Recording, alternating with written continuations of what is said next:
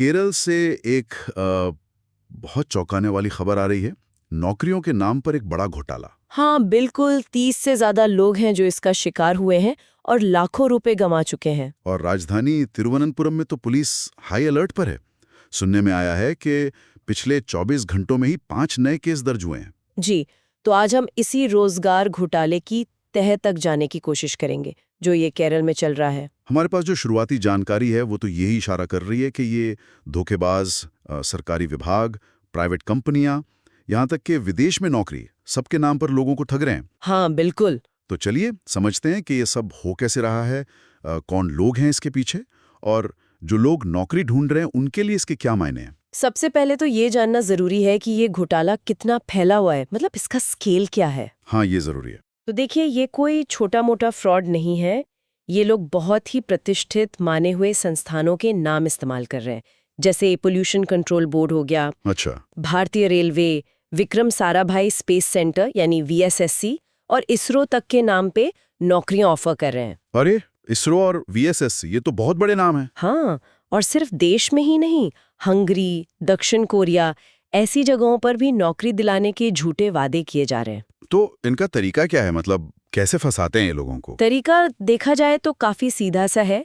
पीड़ितों को पहले भरोसा दिलाया जाता है, फिर उनसे प्रोसेसिंग फीस या कभी-कभी सिक्योरिटी डिपॉजिट के नाम पर मोटी रकम मांग ली जाती है। और जैसी पैसा मिला, बस पैसा हाथ लगते ही ये लोग गायब हो जाते हैं। फिर उनसे संपर्क करना लगभग नामुमकिन हो जाता है। भरोसे का गलत इस्तेमाल, सीधी ठगी। अच्छा, इसमें कोई कानूनी कार्रवाई भी हो रही है? पुलिस क्या कर रही है? हाँ, ये एक कह सकते हैं कि पॉजिटिव पहलू है कि कानूनी कार्रवाई शुरू हो गई है। पेरुकाडा, म्यूजियम, कशाकुट्टम, कैंटोनमेंट, इन पुलिस स्टेशनों में मामले दर्ज हुए हैं। कौन सी धाराओं के तहत? भारतीय न्याय संहिता मतलब बीएनएस की धाराएं लगाई गई हैं। खास तौर पर धारा 319(2) जो धोखाधड़ी से जुड़ी है और धारा 319(4) जो आपराधिक विश्वासघात मतलब अमानत में खयानत से संबंधित है। तो बात सिर्फ पैसे की नहीं है, ये लोगों के भरोसे, उनके सपनों को तोड़ने जैसा है। कुछ खास मामले अगर आप बता सकें जिससे अंदाजा लगे कि ये कितना गंभीर है। आपने हंगरी का जिक्र किया था। जी हाँ, एक एजेंसी ने हंगरी में किसी टॉय फैक्ट्री में नौकरी दिलाने का वादा किया। 2 लोगों से 3-3 लाख रुपए ले लिए और फिर गायब। 3 लाख रुपए। और भी ऐसे मामले हैं? बिल्कुल।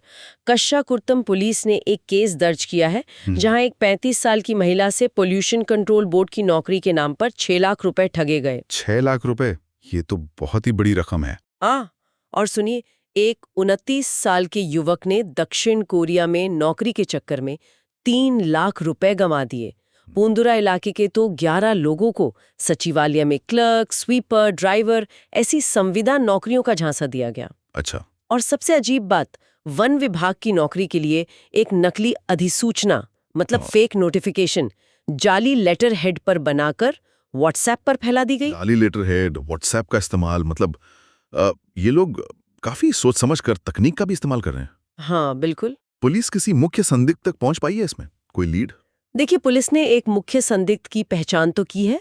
रामजी नाम का व्यक्ति है, 35 साल का, पोटनकोट का रहने वाला। रामजी? हाँ, और सिर्फ इसी व्यक्ति पर वीएसएससी और आईएसआरओ में नौकरी दिलाने के नाम पर धोखाधड़ी के कम से कम 10 मामले दर्ज हैं। 10 मामले एक ही आदमी पर? जी हाँ, ये मामले वेंजारामुडू, पेरुकाडा, कशाकुटम, कई अलग अलग पुलिस स्टेशनों में फैले हुए हैं। 10 मामले तो ये इशारा करते हैं कि ये शायद अकेले का काम नहीं है। सही कहा आपने।